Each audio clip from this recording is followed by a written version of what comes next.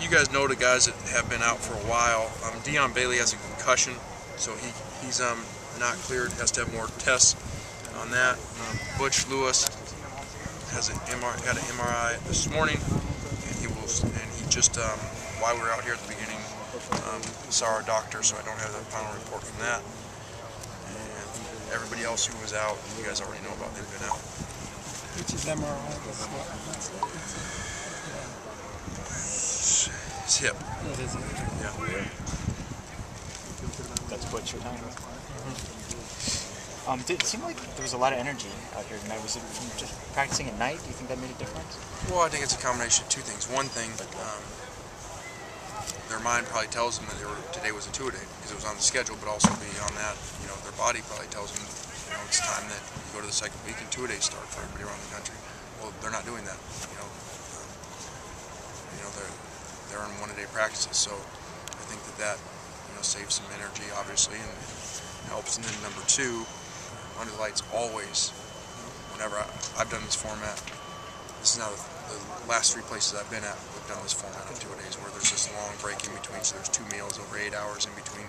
It reduces injuries, so he practices at night, and it creates more energy, under the lights. So they responded to that, and I think the defense really, for whatever reason, their meetings or something, they came out here with a lot of energy, especially the front, the defensive front 7, and team run. I think you can see it and feel it down there. So it was good.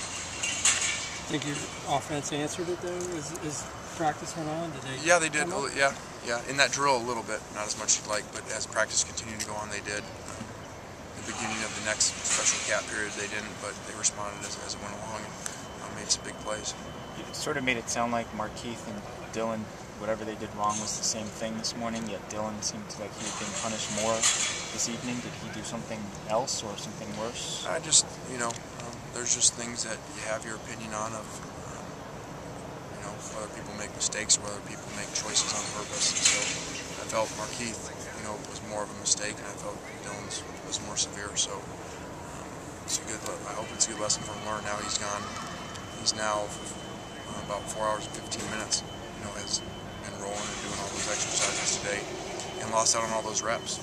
There was some really important stuff that we put in today for him that he lost out on. So I'm hoping he's learned his lesson. Be back tomorrow. Yes. Was this Robert Woods' best practice, maybe? Yeah, it was. He's been really pleasant to be around. Every time you go in the dining hall or there's a break somewhere and you see him, he always has his playbook out. He's always studying. It's really good to see. I compared him to Steve Smith on the field the other day, and he looks like him. You guys probably see the same thing. But off the field, he's like Kerry Colbert, by the way he's preparing, and very rarely makes a mistake. Unfortunately today he slowed up on a route, which ended up being the first interception by Matt or Mitch all camp. And so we had gone almost to the end of the 7th practice. Well, I guess you don't count this morning, but to the end of the 6th practice without an interception.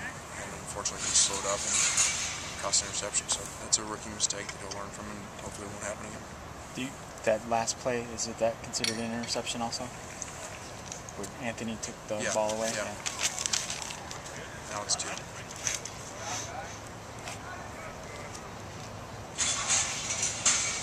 Armstead being back today seemed to really make a difference? Yeah, I was watching him today and I was trying to figure out who he looks like in their prime. Obviously he's at a different level, we're just in practice, but it looked like Michael Strahan comparable to who he's going against. He's so big. You're talking about a 6'5", 6'4" and change, 300-pound guy playing defensive end. There aren't very many of those even at the next level. And, he just came out here and thoroughly dominated. He's a little rested because he hadn't practiced as much as other guys. Not scrimmaged another day, but he really single-handedly dominated the day at times. It's like Kennard just running to the ball so well and just so athletic. Yeah, I think it speaks a lot for him for the scrimmage to make 7 tackles, in a game when it's not like you're playing 80 plays. So we're excited about him. He's missed some things because he's had a class that he's been going to finishing things up. So he's missed some walkthroughs and stuff. So he's still catching up a little bit. Bradford said he felt on Sunday that he wasn't getting his shoulder square, and he worked on that today. Did you see that? Yeah, we really, even though he's a fifth-year senior, both those fifth-year seniors, we got a lot of work to do. I think both seniors. I don't know if CJ's in his fifth year, but he is. So both fifth-year seniors, you think you wouldn't have to do that much work with them right now, but we do, and they need to respond to it because there's some young guys really pushing it. Love to talk about the freshmen. What have you seen from Bryce Butler so far? Well, say that again. What have you seen from Bryce Butler so far as sort of an underrated guy? Okay. Bryce has gotten a lot stronger in the offseason, bigger, he's more physical, made a play today he hasn't been making very many of. Bryce has made a number of plays, but he's not made the really tough play for us. And he made one today, which was good to see. He's going to have to make those plays. He's a big body guy that a lot of balls are going to come down to him and the DB right there. He's going to have to go take it away like the good big guys we had before did. It seems like you have a lot of talent at the skill positions, a bunch of different guys. Does that sort of make the offensive line that much more important, almost maybe like a make-or-break type position?